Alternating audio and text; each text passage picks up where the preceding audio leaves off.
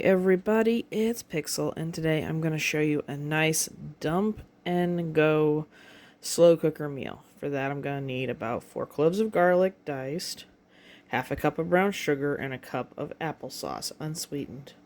You're also going to need about 2 pounds of sausage of your choice. I have a lovely kielbasa tonight. So let's get going. Alright, I already took a moment and cut up the sausage into about 1/2 inch pieces.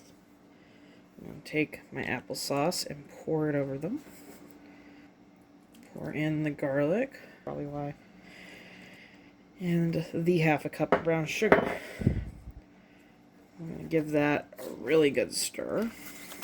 Now you can cook this on low for 6 hours, but I'm going to have it for dinner, so it'll be cooked on high for the next 3. So I'll be back in about 3 hours. And after a good 3 hours, it'll look bubbly and delicious like this. So I'm going to shut off the heat, let it rest a moment, and dish them. Alright, I can't wait to try these out. They smell delicious. And they're covered with their sauce. Let's do it. Well, I think these have a lovely flavor. It's a nice little sweet sauce. It's almost to a nice sticky level. Add it to the sausage. These turned out really good.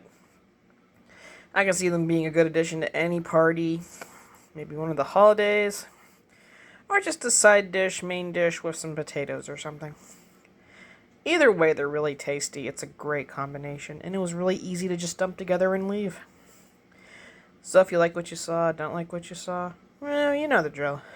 Leave me a like, leave me a comment about it, and I will talk to you in our next video.